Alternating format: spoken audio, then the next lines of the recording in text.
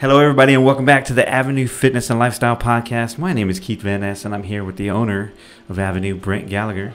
And it's right now, as we're recording this, it's February 4th. I don't know when this will go out, but it's February 4th as we record this. And if you had a New Year's resolution, more than likely you've broken it already or given up on it.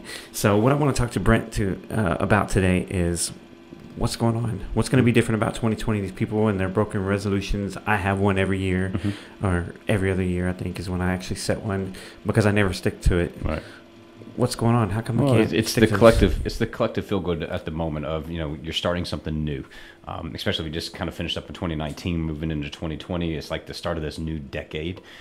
You're closing out one decade. You're almost like shutting the chapter of one book, or you're shutting down the chapter of a book, and then you're opening into the next scene, so to say. It's Act 2, it's Act 3, whatever that might be for you. It's easy to get caught up in the hoopla of it all. We all feel like we're supposed to set these resolutions. We all feel like it's this day that we can start something new. Like it's almost like you're blessed with this fresh start come January 1. But at the end of the day, January 1 is the same as, January 13th or July 25th. It does not matter what it's a day. So we always kind of, it doesn't really help it that much, but you're always saying if today's the 4th, why not set a resolution for the day, the 4th, February 4th, start it today. Get back up, start it again tomorrow. It's not waiting till your birthday. It's not waiting till the kids get out of school. It's not waiting until, New Year's rolls back around again. It's like, just start now versus, again, putting these things off. But what happens is you get this collective high, this rush of everything that you see on TV, social media. Everybody's setting them. You're like, here it is. This is the year. You know what? I'm throwing last year away and it's starting fresh. And about January 16th, it all falls apart. And it's funny because it's National Ditch Your Resolution Day is the 16th. Ironically, it's the same day that we opened up in 2006. So it was like, maybe it was perfect timing. Maybe it's a little bit of an omen for things to come. But it is one of those things that say, hey, collectively, we're all pretty much ditching them by the 16th. And it's sad, but it is funny on the flip side that it's become a day where we've recognized that no one's continuing on with this. And the whole stats out there saying, hey, we've been doing resolutions for like 4,000 years. Only 8% of the people actually see them through. So if your kid comes home, they have an 8% out of 100 on their report card, on their test, and you're like, wait a second. Yeah, this isn't right. Something's not working out for you. You would suggest that hey, material's too hard. They're not working fast enough. They're not trying. They're throwing in the towel, whatever it might be. But what happens is most of the time we'll say, hey, let's get them some help. Let's get some tutors. Let's seek out some outside advice. The way that you're working right now isn't working. Let's try to change it. But for us, we look at resolutions and we say, no, we'll do the same thing again next year. We'll do the same thing again when we'll get this new program. We're going to set up this big day, create this hoopla, and the first time there's a crack in the dam, you throw in the towel, and then you're done with it all. Yeah, I have what's called like weekly resolutions. So, for example, I'm trying to lose weight, and I'll start out strong on Monday or Tuesday, or by Wednesday I may fall off. I may go out and drink a little bit too much, go to Flying Saucer and have some pretzels, and I'm like, well, this week's shot, but we're going to try again next Monday. Instead of saying like, oh no, just get back up and do it again. Get back up and do it again tomorrow. So the biggest thing is thinking about people who is kind of this all or nothing mentality, and then they want to get up and moan and groan and bitch and complain the next day that they're not moving forward. But it's just like, well, if it is so important to you that you get this change done, like, why wouldn't you get back up the next day and start it again? Or if you throw away, you go to a breakfast meeting, or you have some kind of breakfast function or a lunch thing, and you have a couple of extra glasses of wine, you eat some pastries that you probably weren't planning on, as opposed to throwing it away and waiting till the next day or waiting till the next week. Why not start it with lunch? Why not go your next meal? You just restart eating healthy all over again. But the thing is most people want to, bitch and complain about the fact that, hey, I'm not achieving the results I want, but yet on the backside is not willing to really take the steps that they need to take to begin to change those processes, because there's probably a lot of other drivers that are going on behind the scenes that no one really wants to see. Hey, I want to lose a little bit of weight. I want to lose 20 pounds. Okay, I got a trip coming up, as you said there, I want to look good. Okay, well, what is that for? Who is that for? What are we really looking for? Is it something that is just short term? I'll get there to that trip, I'll look good, and I'm going to bring all the weight back on again. Or, see, I don't want my wife to listen to this podcast because I'm going on this cruise for my cousin's bachelor party, and she said the same exact thing. She's like, "Well, what are you trying to look good for? What are you trying to look good for?" And I was like, "Well, I'm going to be in the swimming pool. We're going to be on the beach. Yeah. I just don't want to look. It's a feel good. This factor. body doesn't look like my mind. I'm the same guy from 10 years ago. When I was doing MMA and jiu-jitsu and stuff like that, and I just don't like the way that looks. But so we set resolutions, we set goals to make ourselves look good, and physically obviously is one of them, but also to as well to outsiders, to everybody else. Oh, what are the resolutions? Oh, I'm going to be doing this, I'm going to be doing that, I'm going to be doing this. And what's funny about it is then no one really asks you about your resolutions after January 16th. Yeah. Because everybody knows we're all in the same boat. We pretty much thrown them out the window. Let's wait till next year. So no one really asks about it. So, oh, what are you giving up for the new year? What are you going to try to accomplish? Are you a goal setter? And then come again, January 16th, it's crickets. No one wants to ask about it because we've all fallen off the wagon. So as opposed to setting a goal that is a long-term thing, we've set up these things to go, what can I just do to feel good for the next couple of weeks versus something that's truly going to be sustainable. So here's a couple interesting things you put in your email. You said the National Weight Control Registry, they track people and they have a statistics on the people that lost 30 or more pounds and kept it off for over a year. Mm-hmm. Okay. And some of the things they found out that, well, first of all, everybody lost weight in different ways. There's no one secret sauce on what's going on. Right. I mean, it's just a wide variety of how they lost weight. Most had tried more than one diet before the weight loss stuck. So they tried something, it didn't work. They tried something else, and they find something that stuck for them. And 98% modified their diet by cutting back on how much they ate. So we talked about that, I think, in the last podcast, where you would go out and split a meal with your wife. If you went out, you would actually split a meal, which is, again, ludicrous to me. But it makes sense. It's just like, no way my wife's getting my fries. It's not happening. And then, of course, upwards of 94% increased their physical activity. But here's the thing. The most popular exercise between these individuals that lost 30 or more pounds and they kept it off for over a year was walking. Mm-hmm. And that's the thing that we talked about, again, in the last podcast. Everybody, myself included, you got to go out there. You got to crush it at the gym. You've got to leave it all in the gym. When you walk out, you should be, dead. Mm-hmm. And I have that mentality too. It's like, oh man, I've got to do this. I've got to do my hour of cardio. I've got to do this. I've got to do that. I mean, I work out twice a week at a gym, Texas Third Coast MMA, and I'm there for 3 hours. And I'm learning jiu-jitsu and different things, stuff like that. But that's like, I feel like I have to have that type of intensity. And right here, they're saying, dude, if you just go for a walk, and you guys preach that all the time, and I know Laura, with Urban Past, all the time, it's like, listen, if you could just get out and walk 15 minutes a day, just 15 minutes, it'll change your life. Yeah. You'll make a sustainable choice, something that you can continue to do, that you can create a good habit that's really going to change your health if you can just do that. And that was interesting. You said one thing about it too as well. You said you feel like you have to stay there that long. Like you have to get that rush of it all. So what it is we've defined success when it comes to a fitness activity as, I'm huffing and puffing, I'm super sweaty, I'm burning, I'm exhausted on the floor. Some people say, hey, I'm up to the point of, I'm going to be sick at the end of this because I have to push it so much. Others have defined it as, if it's not, this high intensity, everybody's screaming in a room, everybody's high-fiving when we get done, and it's this total euphoric feeling, that it's not a real workout. So what happens is we've defined it that way, or we've allowed others to define it that way for us all. And we've just accepted it without saying, okay, well, wait a second, let's step back and go, okay, what is the underlying basics that we need to meet to be healthy? Mm-hmm. What are the underlying basics that we need to meet to lose weight? And this right here is showing you a walk. Most of the time people, this can be swayed because you don't understand where everybody was at in the beginning of this data. But you look at it and say that some of these people may not have liked going to the gym. but they went for a walk. Some of the people may not have been able to afford to get to a gym, so they went for a walk. Some people looked at it and said, you know what, I'm going to go to the gym, I'm going to lift weights, but I don't like running and I don't like spinning, so I'm going to walk. And so it was this default exercise that the majority of the people fell into. And what they saw is that when they started to do this walking, they're outside most of the time. They got out into nature. A lot of times we're cooped up in buildings all day long. Think about our kids. They just sit stuck into a room all day long. Then they go home and they sit inside a room all day long. Mm-hmm. It's like, where are the days of just going and exploring, being out in nature and kind of getting the fresh air, and getting the sun on you? Like, those things are healthier for you than cramming yourself into a room with a bunch of other people, screaming, trying to run as fast as you possibly can, make sure you get your heart rate up so freaking high. And then when you come back down from it all and you're completely exhausted and you're completely stressed and your body's stressed to the max, you go, doesn't a walk sound so much more enjoyable? Yeah. Something like that. But to some people, you're like, no, I love that feeling. Right. And that's when I'm like, okay, yeah, I understand you love that feeling, but just as you said, is you've become addicted to that feeling. It's not that you may love it that much anymore. You look at it as sheer torture. I got to go crush some calories. I got to go burn some things off at the gym. It's like, well, however you associate with it all, like, you've kind of built this thing up in your mind that this is success when it comes to fitness.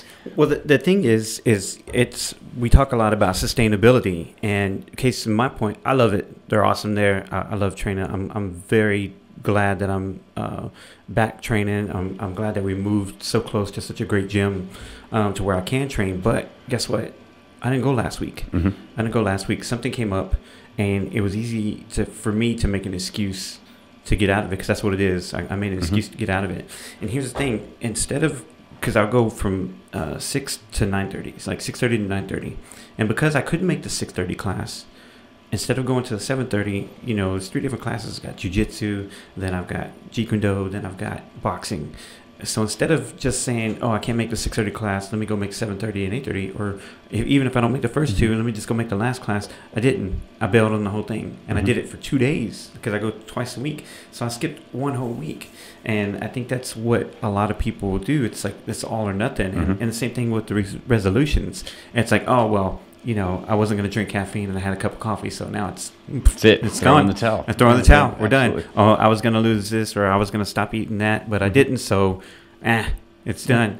And that's why I really like what you guys are doing here, because you promote sustainability, you promote making small changes that are that you're gonna stick with, versus just kind of like the flavor of the moment. Because I think you go back into this registry thing that you were talking about, and you look at your resolutions and you say, well, when we take it out of the context of losing weight, and we apply it to our life, whether that's at home with our family or at work on a day-to-day basis. Think about this. It's like, if your kid comes home from school and they failed a test, and God forbid they maybe failed a 6-week period, they came home with a bad failing grade. It's like, you don't give up on your kid. You go, no, hey, we're going to push towards this. We're going to do something to keep moving forward. We're going to find you a tutor. We're going to get you some help. Now, I mean, some people might give up hope on their kids. We hope that you don't. But it's like, you go, no, we're going to push through, and we're going to try to make sure that we get this better. On the flip side, you go to work, you try a new initiative at work, you launch a new business, whatever that might, you take a risk in bringing on a teammate into your team, and it does not work out. And all of a sudden you have to cut loose of that, kind of department. Yes, in essence, it's a failure, but you go, can I bounce back up and restart something new again? Can I find a new teammate? Can I find a new initiative to do? Can I start a new business that learns from all the mistakes that I made in the previous one? And so that's what happens with resolutions. People go, oh, I make one mistake, I have one little bit of caffeine, or I ate this one thing here, or I skipped a workout, and it's just done with. Versus saying, you know what, look, I skipped this workout because I had some things that came up. Well, why did things come up? Well, I actually didn't plan it out ahead of time. I knew that somebody was going to have to take my kids to this. I wasn't really thinking, well, I should ask my wife, does she need me to take them? Do I need to take them? You dial it back and you go, okay, look, there's a communication breakdown. So it wasn't the fact that you missed the workout. It was, okay, maybe I didn't plan enough ahead of time. And then you say, well, on the flip side of, okay, I ate like crap because I was out and about and I was driving around, and you go, well, I just stopped wherever to eat. I just ordered whatever. And you go, well, when you're at a fast food place, you can still make a good decision. It's just a matter of, you go, no, I didn't feel like it. I was pissed from the day. I was a little stressed. And in that situation, you can say, hey, you know what? I'm just going to enjoy a meal. Yeah. I'm going to order whatever, and I'm going to enjoy it. because the stress, over stressing about the meal that you eat, and then you flip on the backside of it all and you go, oh my God, I beat myself up, and you're like, I should have never done this. All that stress is worse than just eating the meal and enjoying it. But I mean, you can't go back in there tomorrow and order the same thing and keep repeating these same things. So it's like, don't let it be the reason that you give up. Just like we said before, it's like, just because you get a flat tire, don't slice your other 3 tires. Absolutely, it doesn't make any sense. You gotta fix just that flat roll with it. Fix that flat. So here's the thing: what we want you guys to do out there, if you're listening to this, there's a couple of things that. A couple steps that we want to pass on to you if you want to start doing so many things or getting a more fit and healthy lifestyle. The first thing, for 5 days a week, try just getting out and moving for 30 minutes. Just do something for 30 minutes, whether it's taking a walk. And this is important because, like we said before, some people have, just myself included, is, I want to start going to the gym, but I need to get in shape first, which is a crazy idea. It's like, would you not send your child to school because they're not smart enough first? Do you want to get better before you go to the doctor? I mean, that's what you're basically saying. Yeah. So just get out, for 30 minutes a day and just move around a little bit. And if you do that, like I said, go for a walk, do something at the beginning of your day, the end of your day. The next thing is eating, which is a hard one for me because, again, I feel like I need to starve myself or do keto or go vegan or do something to make a drastic change. But you're saying if they just fill up half their plate with vegetables. Most of the time we look at food as a punishment, because that's the easy way to do it. We're going to restrict some kind of some food or a certain group of foods to say that I need to punish myself. I shouldn't eat this stuff anymore. We're going to take away alcohol and say I can never drink ever again. And some people, they do best with kind of the all or nothing mentality, and they can't add back in one little thing because they know it's just going to open the door to more things happening. But for the most part, can you just simply just divide that plate up in half? You need to say, hey, you know what? I'm going to go for lunch today. I'm going to order a big salad. And I'm talking not a little small salad, like get a big salad that you can get into. And you get home in the evening you throw some vegetables on the side. It doesn't have to be anything over the top. But please just do something more than just like steamed veggies, because they taste like crap and they don't taste very good. Yeah. So like figure out ways to make them better. There's 50 million recipes now online. There's things that you can do in under, my wife goes home in the evening. She literally has 30 minutes of trying to prepare dinner, trying to get 2 kids ready for the next day at school, between baths and getting all this stuff prepared for the next day. And I still come home at the end of the evening when I get there, and it's like as if she had invested 2-3 hours in getting the dinner ready. And it was 30 minutes. It was throw some vegetables into the oven, kind of sprinkle with some olive oils and some stuff, throw some, meat or fish or whatever it might have been, just kind of on the stovetop as she's running back and forth between the 2 things. She's not a gourmet chef. She simply tried things throughout the years and said, hey, this is the easiest thing for me to do, as I'm juggling between kids and the responsibilities of trying to make sure that I'm getting dinner on the table for my family. What are your favorite vegetables? We try to go seasonal. I think that's what it's. Do we have a little bit of a variety with it all? And if you're the main person who shops for food in your family, if you look back over the last 10 years, if you could pull up all your receipts and kind of put them in a big spreadsheet, you would notice that you buy the same core items every time that you go back to the grocery store. And you look at it and say, a lot of times we get deficiencies in our families because we go back to the store and we buy the same core items every single time. So can you kind of flow through things with the season? As right now, obviously kind of in the winter time, you have more of the winter-based vegetables and stuff, and even with the fruits, can we buy those types of fruits and vegetables that are in season now versus getting something that's coming from halfway around the world? I like asparagus. Does asparagus have a season? Yeah. Is it asparagus season? We're going to go harvest some asparagus. You see the tractors are lining the roads with asparagus because it's asparagus season. To that point, you're right. So can we get into the habit of eating first, find something that you do like, prepare it in a way that you enjoy, even if it is out of season. But long term, if you're going to say, hey, I'm going to get tired of doing this over and over and over, the more and more and more that you eat it, it's like, okay, can I Google what are vegetables in season? Pull up that list, maybe go to the store and try one new thing for the week and go, okay, I'm going to still get my asparagus, but I'm going to try one different vegetable. Brussels sprouts. There you go. Grilled Brussels sprouts. They're amazing. Yes. You probably hated them as a kid, but they're amazing. So we're moving 5 days a week for about 30 minutes. We're filling up half our plate with vegetables.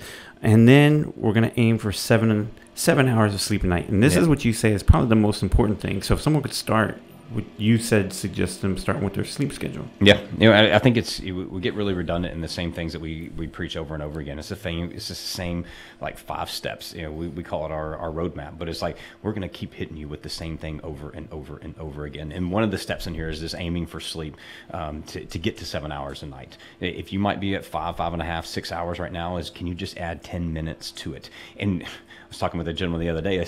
He said, sometimes I forget to go to sleep. I start watching something or I start reading something and I get mindlessly check out. And next thing you know, I'm like, oh crap, it's 12 o'clock. I need to go to bed. It's like we set an alarm on our phone to get up in the morning. Why not set an alarm on your phone to go to bed in the evening? It sounds childish, but what happens back in the day is your parents came around and said, hey, it's time to go to bed. Mm-hmm. Make sure, let's brush your teeth. Make sure we do this. Make sure you got your clothes. It's like we had that built-in kind of, accountability back then. But now as an adult, we're like, I don't need somebody to tell me I need to go to bed. But it's like if you can set that alarm just to go off every night at whatever time that is, you say, hey, you know what? Okay, I need to start shutting everything down. I got about 30 minutes before I really need to go to sleep. I'm going to put the book down. I'm going to take a shower, whatever that might be. I guarantee there's a lot of people out there listening to this. They're just like me. They either fall asleep in front of the TV with Netflix, or they fall asleep with the phone in their hand, or the phone is the last thing that they put down before they go to sleep. Or smacks you in the face, smacks you in the face, wakes you up, kind of thing. Yeah. So what you're saying is actually develop a nighttime routine. Yeah, I mean, this stuff's out there where everybody says, oh, the light, the screen light's going to keep you awake and stuff and everything. Keep all the electronics out of your room. It's like, it's become integrated. It's part of our life. We're not going to change it, but it's like, okay, can you build in some good boundaries around yourself to where it is something you go, you know what, let's just start setting an alarm to remind myself I need to go to sleep. And I think that's one of those things is as you establish that habit, then you can set that alarm that just goes off 10 minutes earlier. And you're like, man, I was going to bed at 10:30. Now I'm going to set that alarm as opposed to going off at 10 to remind me to go to bed at 10:30. I'm going to set it for 9:50. And then all of a sudden I just start that routine, that habit just a little bit earlier. Yeah. And then you said something about accountability. You had your parents that held you accountable. I had the most success when I was getting up at 5:30 in the morning and going to the gym and crushing it with my workouts. It's because I had a friend that would come and meet me at the gym, and I knew I couldn't bail because he's going to be there. He's up. He's dragging his butt out of bed at 5:30 in the morning to go. So I know I have to go. And so what you were saying is seek out someone to hold you accountable. Yeah, just seek out someone, and that could be a lot of different things. Someone like yourself is say, hey, I need a person to hold myself accountable to when it comes to working out. Someone for myself who's kind of wired the way I am is I want to look at this and say, hey, I'm going to lead by example. So for me, an accountability could be merely calling you and saying, hey, Keith, tomorrow I'm going to go to a workout. I'm going to go, I'm going to go to Avenue. I'm going to work out for 30 minutes, and then I'm going to come back home. Just to me to tell you that is enough accountability. And on your side, you can say, all right, cool, shoot me a text message when you get done with it. Yeah. All of a sudden, I'm like, oh man, now I got some standards. Now I need to make sure I am walking my talk, so to say. So for me, I feel a lot of internal accountability when it comes to that. But I've reached out to someone like yourself and say, hey, I'm going to need help to be held accountable to all this stuff. Where you're like, hey, I want to work out alongside somebody. And it's just different wirings. There's no way it's right or wrong. It's just what is your preference? We like to talk about what is our workout styles. We do a little assessment with clients to help them understand what is their workout style. How do they like to plan their workouts? How do they like to kind of go through the rhythm of their day with nutrition, with sleep? And then what are ways that we can set goals that are specific to you versus specific to me? Because a lot of times my wife is a weekly checklist type of person. She likes to write down everything on a list. For me, I see the list, I respect the list, but if I look at that list of 10 things, she's going to go in that 1, 2, 3, 4, 5 to 10 order. I'm going to go 1, 10, 3, 6. Yeah. And in that way, to her, she doesn't understand my wheelhouse, my thinking on it all. But I'm like, in my side, I was like, I'm going to get all 10 done. I'm just not maybe going to go in the same order. We're both coming at it the same way. We like lists. We like to do things. Whereas yourself on the other side, you're like, whoa, that's too much structure. I don't make a list at all. I was on my way to find the pen out of the drawer, and I got distracted by something else, and then I squirrel ended up mentality. So you have to look at this and say, hey, from an accountability standpoint, is that person meeting you at the gym, okay, are they someone who likes to work out at the gym, or are they someone who likes to do a lot of different things? You could say, hey, we're going to meet tomorrow, but we're going to decide what we're going to do when we get there. So you might meet your buddy at the gym and say, hey, we're going to lift today. Okay, let's lift. Or you're like, you know what, I feel like today, let's just go for a run. Let's get on treadmills and let's run.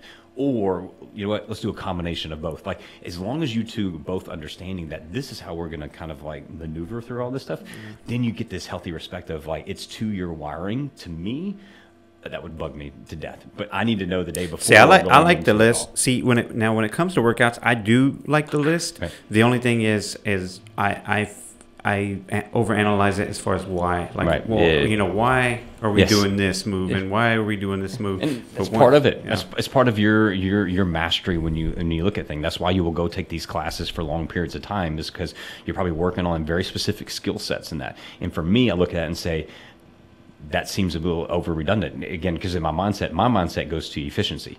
Well, is there a way to learn that even faster without taking all this time, where you're like, no, I want to practice this roll about 84,000 times in a row before I get it right. So again, there's nothing right or wrong with it all. It's just a matter of understanding how you prefer to go through your fitness, your nutrition, your sleep schedule, and pretty much throughout your day, because you have these routines at home, you have these rhythms you like to get into at work as well. Yeah, absolutely. So here's the deal. Here's the challenge we're giving to you guys. We know it's a month overdue as far as resolutions are concerned. We know it's a high probability that many of you have given up on your resolutions. And what we're saying is, like, you don't have to wait for them. You definitely don't have to wait till next year. You don't have to wait till the end of the day. The end of the week, or even the end of the day. You can actually start with either your next meal, or start tonight with getting some good sleep. Go out and take a walk today. Just do a little bit of something. If you've been really wanting to change your life and become more healthy and become more fit for the long term, these are a couple steps. Like I said, half your plate of vegetables, but don't put it off anymore. Get started today. Yeah, and just kind of piggyback on that, in the back of that stuff, we're talking about those workout styles that we like to do. If anybody's here, if you're close to a phone or close to a computer, you can pull up avenu.imprint, IMPRINT, imprinttest.com, and in there you can just use the password Avenu123, AVENU123, and that will take you to the assessment that we give to our clients that allows them to figure out what's their workout style. And like I said, you'll be floored away when you answer these two simple questions and it comes back and it spits out. You're like, oh my God, where was this 5 years ago? Two questions. And I was like, dude, this is me to a T. That's crazy. Yeah, but it's free. It's a tool. It's a resource that we've worked on for a while, to really help fine tune this, to help people begin to understand what is your style, what is your preference. So it's avenu.imprinttest.com, and then use the password Avenu, AVENU, Avenu123 at the bottom there when you enter in your name and your email address. Yeah, we'll put the directions in the description. And if you guys enjoyed this podcast, please give it a like, or send us a comment, or just let us know on our social media that you enjoyed it. That way we can keep doing it. And we'll see you next time.